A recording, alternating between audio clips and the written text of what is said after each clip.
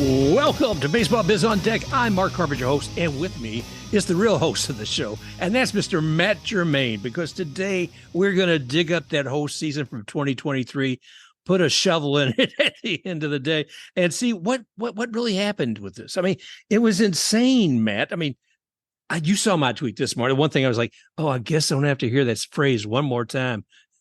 If the season ended today, the playoffs would be like, yeah, we're here, man. We're finally there.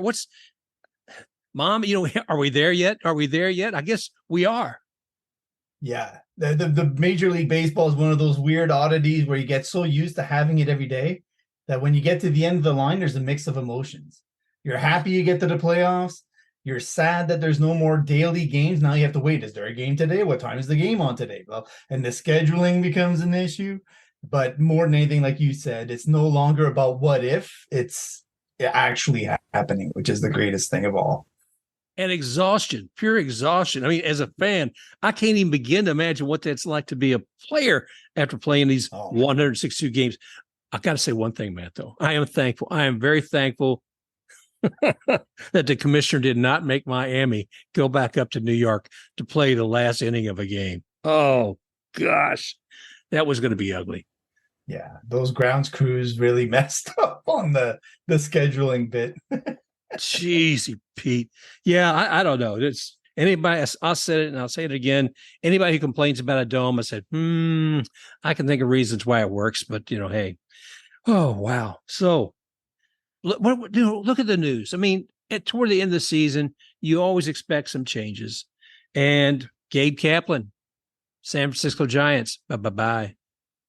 I'm a little surprised at that. I think knowing Franchisetti and the way that organization operates, it makes a lot of sense, though, because he was a lot more sandpaper than I think they were probably looking for.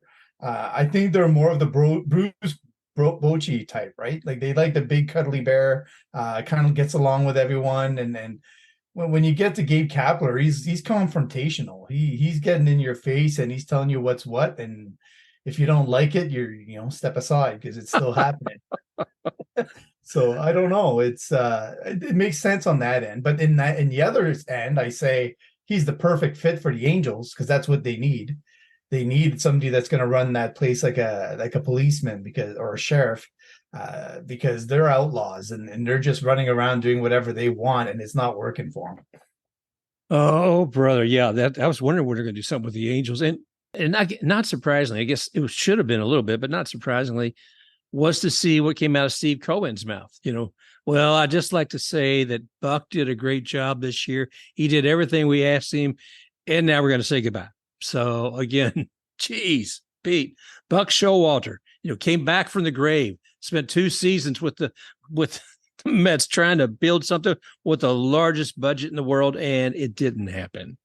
It reminds me a lot of when Cito Gaston went back to Toronto and tried to go at it again. And it just, at some point in time, you've kind of been outpaced by the game, and you need to kind of you need to find that perfect fit if you're going to do that. Sort of like what Dusty Baker's done with the Astros, right?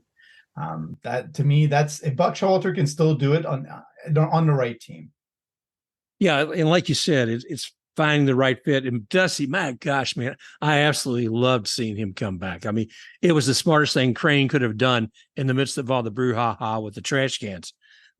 He brought integrity to the team, and they needed it bad. But seeing that guy sit in the dugout, just slowly picking at that toothpick, making his decisions about what's going out there on the field, and say, you mean, wasn't he already in the Hall of Fame as a manager and came back? You feel like when you see somebody like that's wow. Oh, my gosh, he is truly a pillar of this game. Yeah, I think people a lot of time, especially those casual fans of baseball, they miss the fact that managers really truly are human being managers. They are not just baseball managers. They're managing the team, the front office, everything melding together comes together because of the way the manager manages the entire communication routes that happen between everyone. So Dusty was just a great human being that knows humans are fallible and that they have faults and crevices, and he was able to meld those together and actually get them in the right direction, which is a pretty big feat considering what he was up against, for sure. Oh, yeah. Oh, yeah. And I wonder about that. And I always try to figure those locker rooms, what they're like. Is it something from a movie where it comes in with a fire and brimstone, sitting in there after the game and giving all kinds of hell to the players, kicking over seats and all that sort of thing. And say, guys, damn it, we got to do this, that, and the other. And what the hell you were doing out there today? That sort of thing. Or is a guy who's just more at peace, more. Who was the manager for who was the coach for the Chicago Bulls during Jordan's time? Yeah. It's the mustache and the Zen guy. Yeah, that's it. I'm looking for the Zen guy. Okay. Yeah. I mean, I remember Phil Jackson. There you go. Phil Jackson. And all I could think of is like, I don't know how Zen Phil was, especially with some of that crew. I remember years ago, Tyler's talking about meditation and all this. And I thought, I don't see Kevin Cash with the Rays being the kind of guy who kicks things around, but there's other managers out there who I think I could see very well doing just that. I've talked to a lot of players and gotten kind of a feel for what most of them seem to like, and that's consistency. Mm-hmm. If you know what to expect on a daily basis and somebody isn't up and down like a yo-yo, yep, you can work with it and you can deal with it. And you're going to know that the manager has an agenda and he's going to, try to approach every individual in a different manner because everybody's different. So he's probably not going to say the same thing to every person he comes across. But I think as long as they're approachable, number one, and they actually do show that they care and they're trying to do things for the right reasons, they tend to be successful for the most part. Look at Terry Francona is a good example. Like the guy could, walk on water for most players because he's just everything that you would want in a manager, including caring about everything that happens to you and really listening when you talk and actually paying attention to the details of your life, not just baseball, not just the game, but of everything. And that's an understated quality. And I think Kevin Cash has that as well. There's a few other managers in the game that really highlight that quality. I was reading Ortiz's book again, Big Papi, and he talks about Francona when he came in with the Red Sox. Big Papi's there batting practice, and he's talking about Francona leaning up against the batting cage there, leaning up against the fence and watching Ortiz. And this is the first time he's met Francona. And he walks over afterwards because Francona didn't say anything, just kind of stone-faced mostly. And he said, Ortiz says, you have something to say about? No, I have nothing to say with what you're doing. Keep doing what you're doing. As if you're going to have some sort of input and insight that'll make him, better. Yeah, I get it. Yeah, he said a little more than that, but it was mostly about trusting Big Papi. And he said, that really stuck with me. And I trust. He said, I had a lot of respect for him because he had respect for what I was doing. Mm-hmm. And it wasn't just, a lot of times there will be a coach who comes in and gives advice because they have to give advice. I've been brought in for this, so therefore I'm going to give you my attention and we need to make changes. And that's coaches, managers, whatever. Sometimes it goes that way. Sometimes you get somebody like Tony Francona, and he's a cool dude. We're going to miss him too, man. He's leaving underneath his own choice, but I didn't know how long he was going to stay in the game, but it's been fun having him there. I wonder if he'll take a front office gig or just go to some remote island for a couple of years. I could see an advisory role for him if they'll have him for sure. And I don't see why they wouldn't. No, it's one of those hard things to step away from the game and not be directly involved and be like halfway out, though, I think, for a lot of people. So I don't know which one he'll prefer. He's pretty down to earth. I could see it go either way. Yeah. I don't think there'd be any misunderstanding about how he felt about it. I don't think that he's excoriating anybody like that, but I think that it's either this or it's that with him. Mm-hmm. Yeah. Let's see who else looking. Oh, Miggy. My gosh. Miguel Cabrera. Finally. I thought last year he was going to go, but left the Detroit Tigers, my friend. All I can think of when I think of Miguel Cabrera is what could have been for Miami. I can't help it.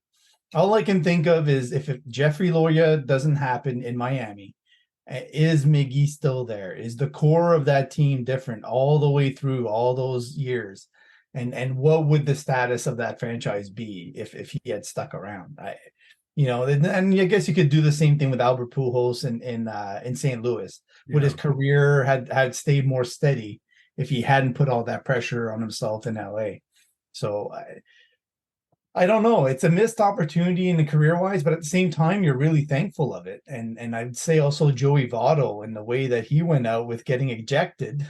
I don't know if he's coming back or not officially, but I mean, that's quite a way. That's a statement. I mean, if I were him, I would have came back on the field with my scooter and then gone back off to the outfield, like out off the fence, like as a goodbye, as I'm waving to everyone. Why not? You're ejected. It's the last game of the year. What are you gonna do? I love it. I mean, that would be pure Votto. Yeah. Those guys are mainstays where they were. They were the identity of their team. We don't see that. We rarely see that. As a Ray fan, we thought we had that with Longoria for a long time, and we thought we had it for Kiermaier for even longer. But those things change, and so I'm glad that Miggy's leaving that team, that he's leaving on his own. But he also, I understand, is going to be taking a job in the front office, so he's going to have some kind of attachment still to the Tigers. So he went through a lot of life learning issues with the Tigers, like in terms of alcohol and substance abuse and that kind of stuff, that they stuck with him all the way through that. So I think he's grown a lot as a man with that franchise, and it's great to see him kind of stick around there for that, for sure. Wow. Well, as we're now wrapping up this season and we're stepping into the wild card and the rest of the postseason, walking our way up here to the World Series. And you and I have talked about time and again about how this is all set up. I don't know if we want to talk about the format here first, or if we can talk about that later as we get to how the later's fine. Yeah. Later's fine. Okay. Well, let's looking at the World Series itself and the wild card games. We went from a single wild card game to having the potential playing best 2 out of 3. We've got that. I mean, do you like the way that is set up now? I do like the 3 games. I wasn't a fan of the 1 game because it is 160, 2 games to get here. You want to have some sort of balance. So at least you're getting 3 starters worth of your rotation in, not just 1 starter and that's it.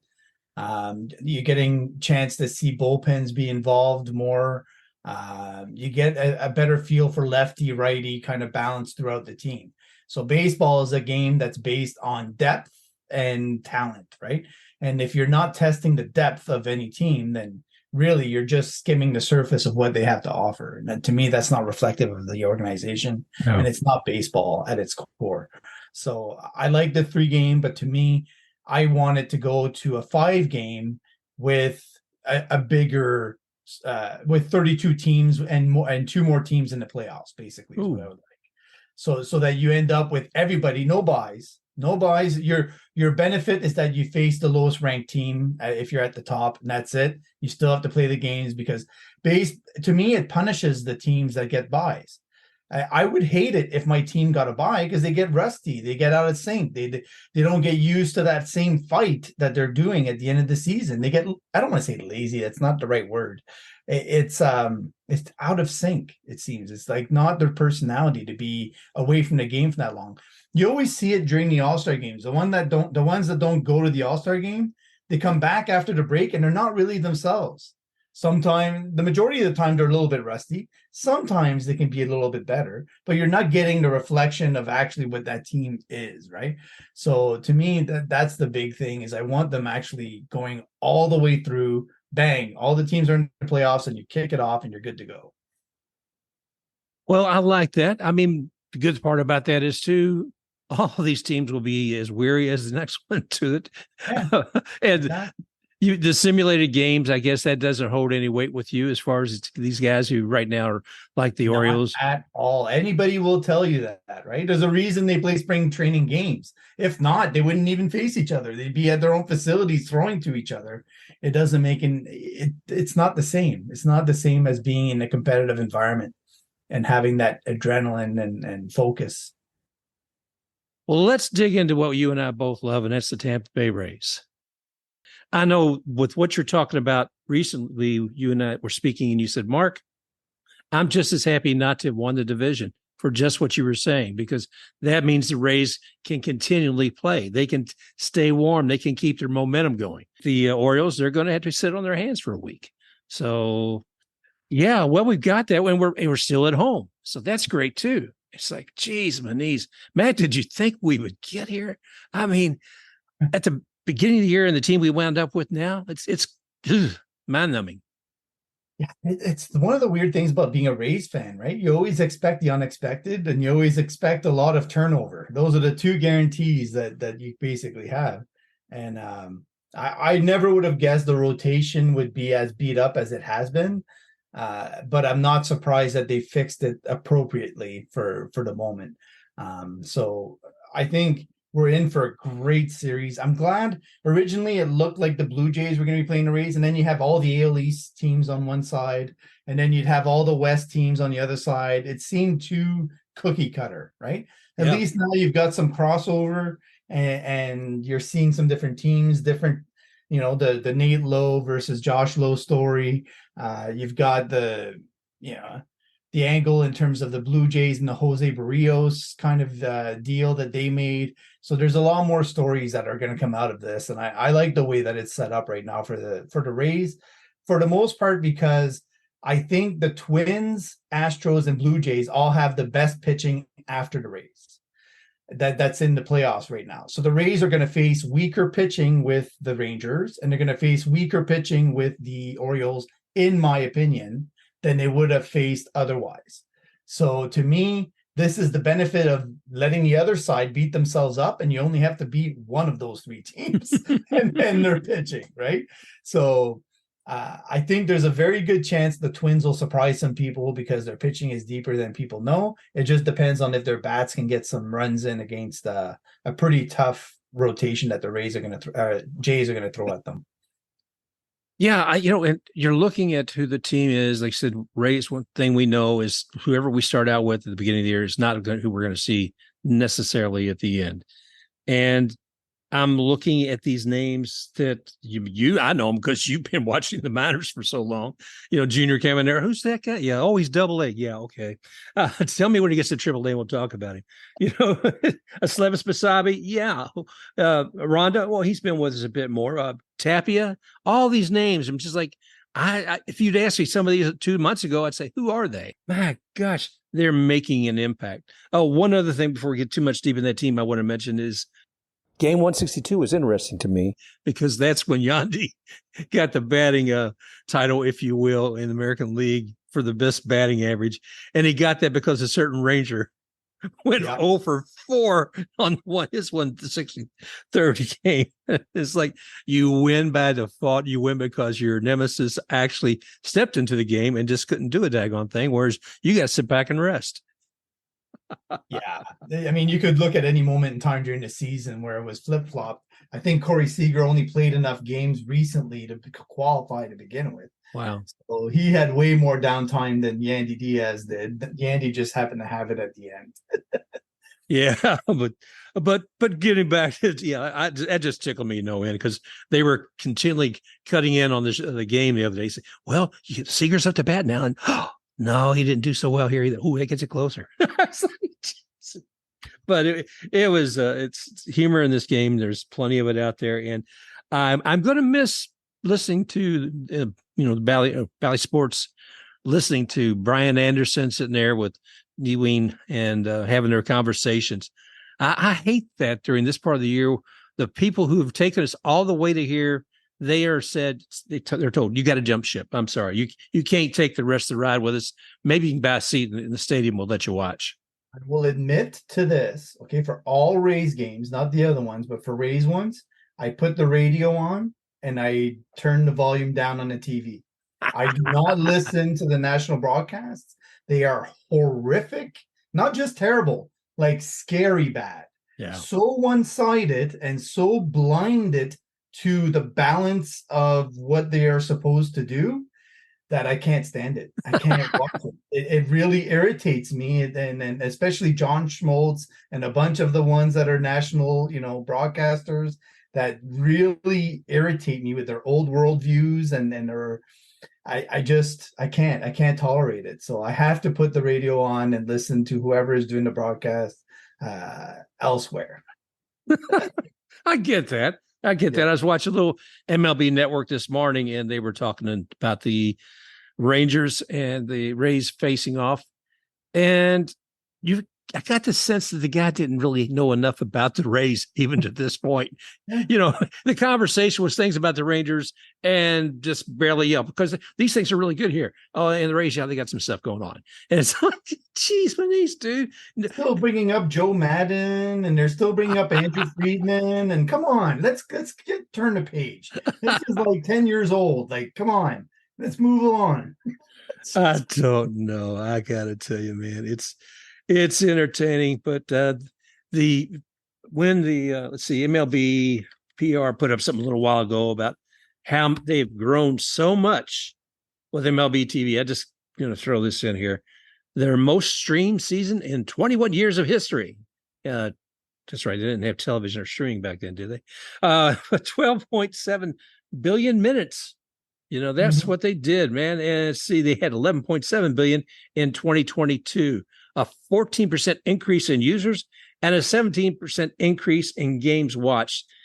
And I tweeted back and said, yeah, what would those numbers look like if we weren't blacked out, on a lot of games? And I don't know what we're going to see as far as potentially changes in 2024. There's all kinds of talk about the regional sports networks, who may or may not be there if they continue on with Bally, Diamond, et cetera. But so while they throw these numbers out there, I thought, don't insult your fans, though. Take care of your fans. I'm glad you got these numbers, but take care of your fans. There's a couple of things I'll throw out there. I think Apple TV is having a bigger positive impact than people are aware of. I think that the MLB TV is doing a better job now of getting advertising onto that platform, and there's a reason they're investing into that, because advertisers are aware that MLB is about to take the reins on a lot of those local networks, and so they're capitalizing on that. To me, that's a huge source of revenue. It's not like the other sports where you're getting 17 games a year for football, or you're getting whatever. You're talking 162 games a year for each franchise. Like, that is an insane amount of repetition, and marketing is all about repetition. Drill that into your head brother, over and over. Frequency. Yeah, exactly. And then you put the gambling into it too, where the gambling sites are advertising more on those platforms as well. And I think MLB wants to control that message a lot. So if they leave it to the local networks, they don't get assurances that message will be put out there. Whereas if they capitalize on the local markets going to MLB TV, they can push that gambling over and over and over again. So there's a lot of angles to it, some of which are more positive than others, and some of those that are very negative, in my opinion. Gambling on baseball is like playing Russian roulette. It just doesn't make any sense to me. But it is what it is. Some people like to throw money out the window. And I think MLB in general is in a very good place, and in part because they're making the right changes to their game in a lot of ways. Pace of play, the action in the game. I do think the last bastion of baseball is adding some more entertainment in there somewhere. Like the basketball has the halftime show, like where they do a whole bunch of stuff, stunts, yada. Football has the same thing, where they tend to have shows a lot of times between first and second half. Baseball needs that 7-inning stretch to become an entertainment spectacle of some sort, or something like that, right? I think that's the last straw that'll draw more people to the parks and actually move the game along to the next level. I heard that the Rays were trying to get Tyler Glasnow to bring Taylor Swift with him into the game the other day and see maybe that increased attendance. Oh, man. It's funny you say that, because I couldn't get my daughter tickets to the concert. I really couldn't find any tickets, and we tried the lottery thing and it didn't work out. So for her birthday, I got every single one of her records on vinyl and gave those to her for her birthday. Oh, wow. they'll last a lifetime instead of one moment in a concert. And, that's the better alternative. But Taylor Swift does draw people like nobody else right now. It's crazy. It's insane. I love it. I mean, she took over the freaking NFL. We talk about minutes being streamed. That's been amazing. We need something like that. I like your idea about some kind of entertainment, 7-inning stretch or something else. But I don't know what that would be, man. Now, who was it the other day? The guy that retired and played a concert. It was the Cardinals. Who just retired from the Cardinals last night? Wainwright. He actually had a little concert, I think, for him too. It doesn't have to be too crazy. It could be extreme sports, right? You have somebody doing a trick of some sort. Yada. There's a whole bunch of ways you could go. Cirque du Soleil acts. You can have a whole bunch of people that are actually advertising for their own shows, like Blue Man Group or whatever it may be, right? I know there's ways and creative ones, whether it be local on occasion and then bigger acts on the weekend. You can run it whatever way you want. Well, we got Orlando right here anyway. Surely there's something we could bring up for the night. That's exactly. Who is it? Did you see that? There's a thing on Netflix. It's called The Saint of Second Chances. Have you seen that? No, I haven't. Okay. The Chicago White Sox, his son did a lot with promotion. One of the things that he did was with the Chicago White Sox, and they had Hate Disco Night where they blew up all the records out there in the middle of the field. Okay. Yeah. And they had a riot. And just people came out there under the field, tore stuff up, ripped out the bases and everything else. And this is the middle of a doubleheader. The same guy, actually, after that and some other missteps, he's Saint of Second Chances. He took a job with the Rays, and he shot off fireworks in the in Tropicana Field, but they forgot to open the vents. And it made for quite all smoky and yeah. So I don't know, man. I don't necessarily think we need to blow up records in the middle of the stadium, but there's probably some cool stuff we could do. We'll have to figure that out. Oh, gosh. Oh, getting back to our Rays. Yeah, and postseason. Matt, like I was talking about earlier, these guys, I didn't know who some of them were. Tapia, Caminero, and his others. And, I mean, Aranda, I had a basic knowledge of him, and I'd heard of it, Basabe. But, geez, these guys have become critical in the last few games of the season. Yeah, the sad truth is that it looks like so far Jose Siri and Luke Raley are going to be able to make a comeback. They're on the edge. They're apparently going to assess them again tomorrow morning. They've had all their batting practice and fielding stuff. They're going to see how they feel tomorrow. I guess they're going to get tested, and then they'll make a decision on whether or not they make the roster, which could cut two of those young players off the team. Now, I say sad. It's great to have Siri, especially in center field, because with his D, the Rays are a way better team than they are with Manuel Margot, who seems to be juggling the ball out there every time that it comes to him. Yeah. So I think that's a really crucial piece. If the Rays are going to go far, then again, you don't want to bring them back too fast and have that fracture, refracture. So hopefully they're doing their due diligence on that part. But I want to speak to Junior Caminero especially, because when I look at him and his reaction and his playing ability under pressure in a big moment, he is prepared. His mind is ready. He is steady. There's no hesitation. There's no bobbling. Completely opposite to Taylor Walls. Taylor Walls has the talent to be the best defender in the infield across MLB, but he does not have the mental toughness to do it. And there's a difference there between the ability and being able to translate that into action. And I've seen him make too many mistakes recently in the last 3 to 4 weeks that it tells me that the pressure is getting to him defensively. If you're a shortstop of his caliber and you're running towards first base, you grab the ball, and sure, you bobble it in your glove a little bit, and then you throw it 15 feet right of first base. That's telling me that you're not in the right state of mind to be, just because you rushed the moment because the guy was running towards first base. So Junior Caminero is a guy I'm hoping unseats Taylor Walls on the roster. I think it would make a huge statement and is extremely unlikely to happen. More than likely, both of them make it, or Taylor Walls makes it. But what my heart says that Junior Caminero should be the starting shortstop when they play the Rangers. I'm glad you said that because I had that down here as a question. I thought if we bring back Siri, who's going to go? And I thought, well, maybe a guy's been playing a little more, and maybe Mr. Walls, because I've seen that. I certainly said, well, it'd be him and Basabe were the ones I would see going. Poor Basabe, he's still trying to figure things out. They moved him out to right field the other day, and he was completely lost. And it was a sad play. It's one of those where you hate to have it, and you almost feel like you can't shout at the poor guy because it's more like, oh man. I mean, I felt that way about Hicks with the New York Yankees back in left field. He had this terrible misstep. He thought the play was over.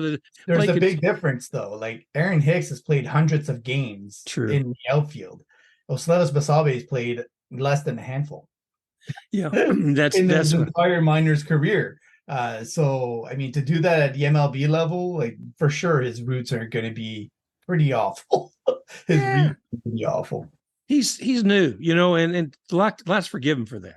But so I'm looking forward to a greater career for him fully down the line. I just don't know that he will be one of the people that make the playoff. And when I was looking through the rules, if you have somebody on your team, you can actually ask the commissioner to replace them during the postseason, but it has to be for that same type of player, either a fielder for a fielder or a pitcher for a pitcher. So that if you do take somebody out, that's the swap that they can do. The other point I'll make on that too is that the Rays were originally set to face the Blue Jays, right? And then facing the Blue Jays, they were going to face Kevin Gausman, who's a righty, Jose Barrios, who's a righty, and they were going to face Chris Bassett, who's a righty. Those were the three starting pitchers in that series that they were going to face. Now they're facing Jordan Montgomery first, and they're likely, if the guy does get to game 3, would see Andrew Heaney, another lefty. So that bodes well for somebody like Junior Caminero, who's a righty, and very badly for Taylor Walls, who could not hit a lefty if it landed on, it's one of those things that I don't know. Recently, I should say. He has in the past. So it's hard to say and label and say that this, that, or the other thing, but I don't know. I think Kevin Cash likes Taylor Walls enough that he'll probably want to use him in the playoffs. But I do think the fact that with the Rangers, they're going to see a lot more left-handed pitching, that it's going to change the way that they make that lineup up and the way the roster is. So do they leave Luke Raley off because he is a lefty and you don't want to have that lefty on lefty as often and then carry another right-handed bat? That's a consideration. So it'll be interesting to see how the roster, because they do have a lot of tough decisions to make. Yeah, I mean, think about it. He's able to wait until tomorrow to make those decisions. I thought surely he'd have to do it before then, but yeah, wow. So scary times. I'm looking here at the brackets and kind of quickly look at the American League. So the ones that are matching up is the Twins meeting up with Blue Jays. Mm-hmm. And then, of course, the Rangers are here. The folks that got the buys, Houston Astros and the Orioles.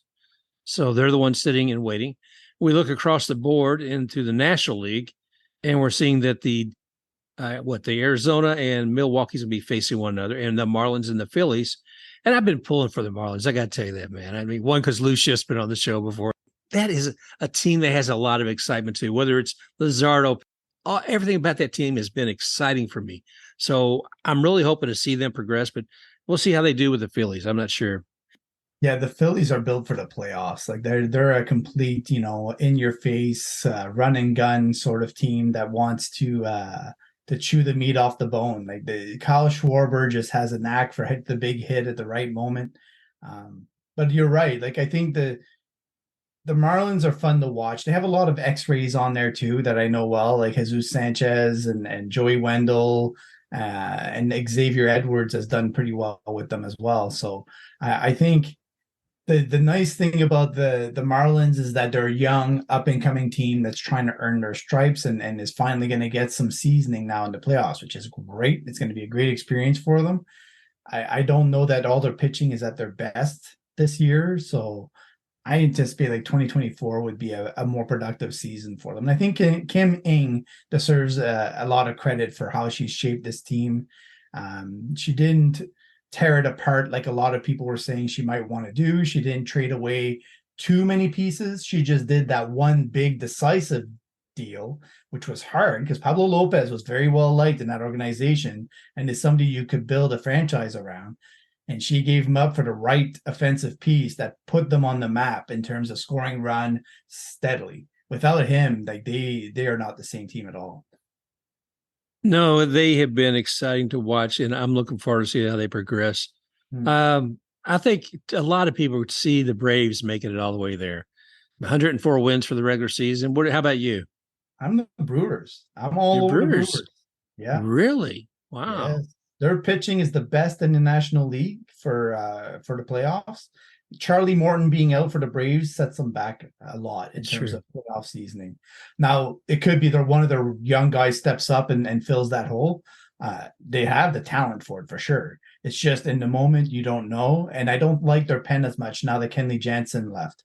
I think there are some holes in the back of the pen that late in the game could give teams an opening, whereas the Brewers have Devin Williams, shortens the game. I could see them running just one or two relievers every night with the pitching that they have.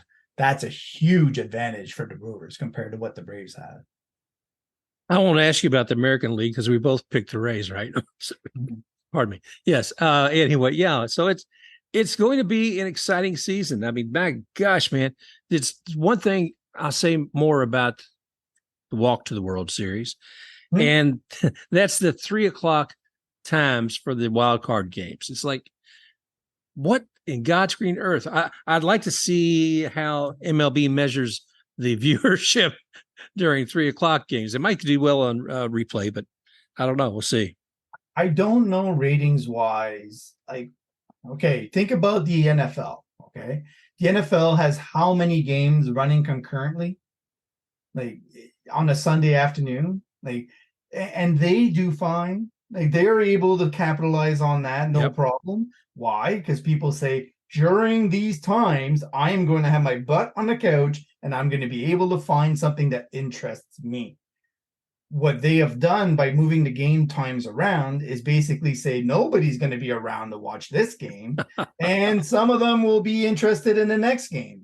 It's really a loss-loss situation, and I don't understand. Nobody can sell it to me that it makes any sense. If they want to start it early, like 6:00 in the evening, sure. Okay. Then I can buy it. A lot of people are off work. Some will get in there halfway through the game, maybe. Nobody's going to watch the Rays and the Rangers unless it's their team. They're just not.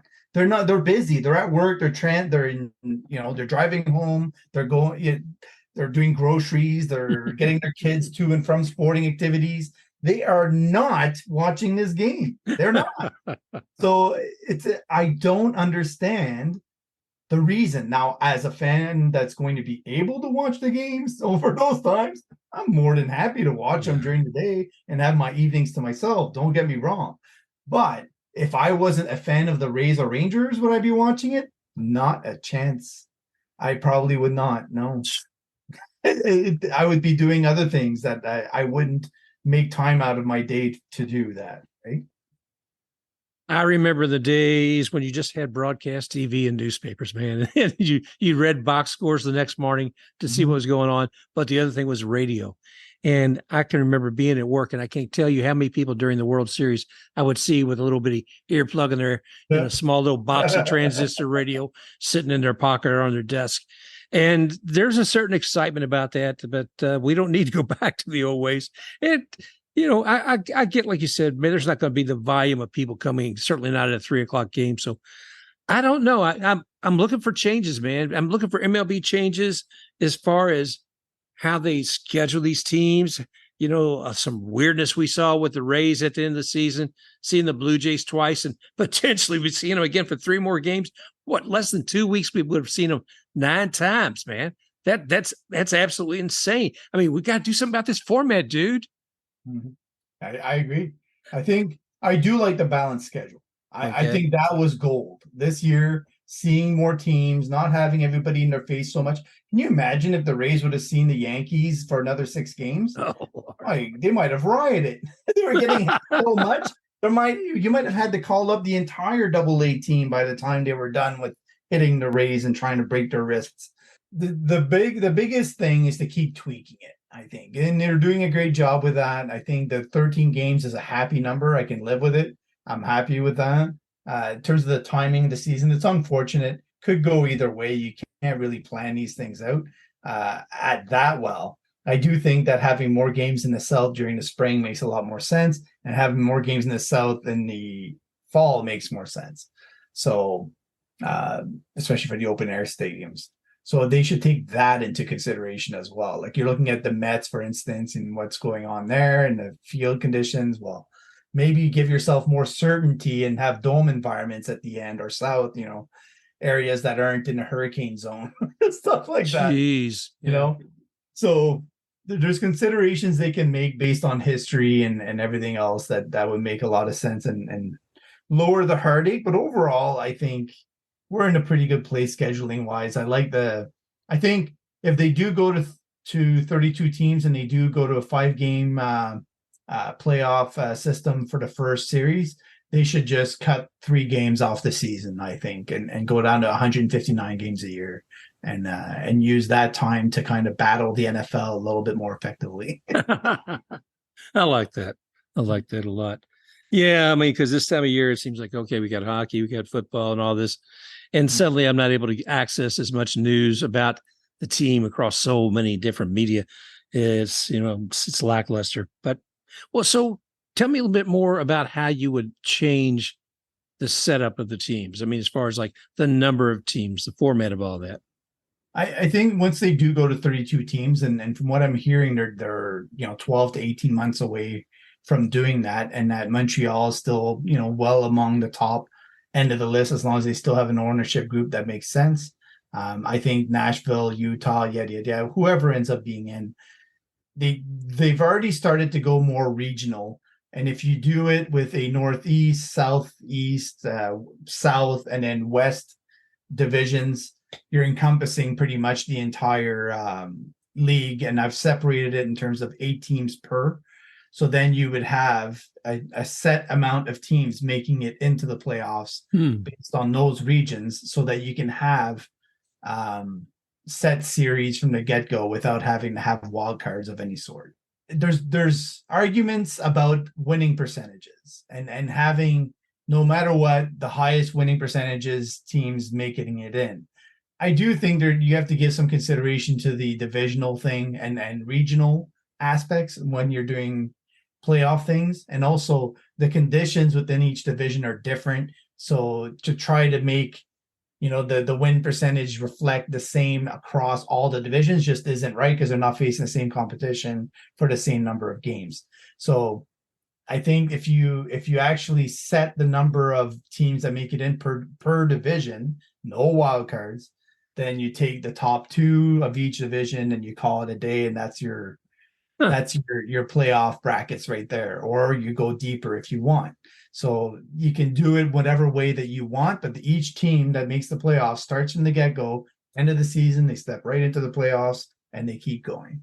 I like that, man. I like that. Okay, send that to Uncle Robbie and see if he and the rest of the gang here at New York's MLB. Yes, that's what we need to do. Have an instant replay on the entire season and figure it out. Oh, well, it's been a chilling thought to see some of these changes, but I'm excited for the Rays. I'm really excited to see today's Monday, and we're October 2nd. Tomorrow, Tuesday, October 3rd, Kevin Cash is going to say what that postseason roster is going to look like. I'm really curious to see who he does have on there. And like you, I know he has a certain affinity for Walls. Here's Taylor. He's a good guy. I like him. Yeah, but I get that feel. But I really hope we get to see Junior, man. That would be exciting. Yeah, I think the way he hits the ball is harder than anybody the Rays have ever called up, ever. and he's 20 years old. Wow. And I mean, he's a game changer. He's a phenom. Like we use the word phenom a lot to describe Wander Franco, and I don't know why people have not used it for Junior Caminero, Yeah. but he's in that same realm. Like the guy started the year in the ABL this winter, like less than I was watching him in the playoffs in the ABL in February, and then he makes it to high A, and you're like, okay, well, he's not making it to MLB this year. Crushes high A. And then you're thinking, well, Carson Williams is the shortstop on that team. He's playing third. You know, Carson Williams and him, or Carson Williams is going to get called up to play shortstop for Double A because they needed a shortstop after they dealt Alvin Williams out. So then they deal him out, and then you're like, okay, well, who's going to take over shortstop? It's Junior Caminero. Yep. And then Junior Caminero, plays the position. You're like starting to wonder, okay, well, what's going on? And at the same time they do that, Wander Franco is having his issues and getting benched. And you're like, whoa, wait a minute. So they just took a phenom from high A to Double A, and while their own phenom up in MLB is getting benched, there's a link there somewhere. There's something. So they were preparing for this move a long time ago. And I think they've seen enough positives, especially the mature at bats. To me, that's the difference maker. And it's not just one at bat. It's not just two at bats. Every at bat he takes is impressive. It's mature. It's unrushed. It's methodical, making contact, taking the right pitches, not expanding the zone. I mean, every announcer because I was forced to watch the Jays coverage when they were playing the Blue Jays up here, and they were all raving about how he was able to lay off the right pitches. And they're right. Like Buck Martinez was pointing it out all the time. How did he take that? How does he walk? Normally, a young player is eager and wants to make an impact with the bat and prove that he can get the hit. But no, he took the walk and he said, "You're not throwing me any strikes. Why would I swing?" So I think that's where he separated himself from Taylor Walls. You're going to get higher quality at bats. You're going to get better fielding, to be honest, on the easier plays. Might not make the highlight play that's like insane, but how many of those in the game do you really get? No. So I think he'll be fine. Well, I'm really excited about him too. I mean, because I've heard a few people talking about Caminero. They said, Junior, he's a veteran. They said he's like, you look at him, the things like you were talking about, waiting for the walk. It's like, okay, he's got taken a veteran attitude. He's not going to just swing to swing. So I think we could probably close with that. You got any other goodies you would mention? The only other goodie I would say is watch for the pen makeup. Like, there's a good chance that one of the young guys or Zach Littell ends up in the pen for the wild card series, and so the pen makeup might not be exactly what you think it would be otherwise. So there's a good chance Taj Bradley or Zach Littell or somebody else ends up in the pen, and that it takes the role away from somebody else. So it'll depend on what they think the strengths and weaknesses are of their pen, as in accordance with the Rangers. So it'll be really interesting who they keep and who they don't keep. I did want to ask you about that when you said Taj Bradley, because I'm watching this with the Blue Jays, and I saw some of your tweets about the whole thing about that particular game. It's like, whoa, my phone about burned up some of the things you had to say. But the thing of it was, putting Taj in as a reliever, and then we put him in again the last game of the year. Is this a new role for him? Is this for this year? I think they're going to Dodger route. The Dodgers did this with Julio Urias when he wasn't ready to be in the rotation per se, and they did it only for certain series. And as they got deeper in the playoffs, they gave him a higher inning load, so that he was still sharp, but they were using basically their best pitchers. The pen in the playoffs is very different from in season. It's not about wear and tear anymore. It's about counting outs and getting those outs with the best arms possible. So if they can use Taj Bradley over 2 innings in the playoff series, or 3 innings even, that is a huge, uptick for their pen compared to what they would have to work with otherwise. There's a lot of swing and miss in what Taj has to offer. So if you're telling him he can let it fly a little bit more and add a mile an hour or two to his pitches, especially the slider and the curve, and you're putting the opponents on the ropes pretty quickly. Well, man, I tell you what, it's like I said, it's exciting. I'm glad you brought up the pitching, because when you said that about Taj and looking at Caminero, both of them, I look at Taj, he's fearless. It's like you've heard it, I've heard it. He throws one pitch, whatever, how great or how terrible it was, he goes on to the next pitch. Doesn't seem to be any change in his composure. Even when you get him after the game, I'm thinking they're talking to a robot. He's so calm, so much, so cool about it, which I admire the heck out of. But anyway, no, it's going to be fun times, man. I'm real excited about this. Yes, I'll be getting out 3:00 and seeing if I can sneak it in the game. I've got some work I'm supposed to be doing, but I'll find a way. Yeah. The tickets are still for sale. Apparently, I looked at the tickets. I haven't looked today because I've been too busy with some other things. But when I looked at them on Sunday, they still had a lot of seats for sale. Wow. And I found that pretty strange. But like we said, the time of day isn't ideal to get out to the park. No. So what can you do? What can you do is right. Well, brother, I want to thank you once again. We're listening to Mat Germain, taking his advice and soaking it all in. And you can find Matt on Twitter, and that is at Mat, _Germain, GERMAIN _. And Matt, you, Craig Calcaterra, and a bunch of other guys, the ones I look to every day to see what's going on with the sport. So thanks again for sharing your wit and wisdom and insight to the game with us today, my friend. Not a problem. Anytime, Mark. Anytime. All right. Special thanks to Mat Germain for joining us here today. Just remember, you can find Matt on Twitter at Mat, _Germain, GERMAIN _. You can find me, Mark, at The Baseball Biz on Twitter. And you can also find me at Baseball Biz, www.baseballbizondeck.com, and anywhere you like on the directories, whether it be Apple Podcasts, Google Podcasts, Spotify, etc. So until next time, thanks again, and we look forward to talking with you again real soon. Special thanks to XAKRUX for the music, Rocky Forward.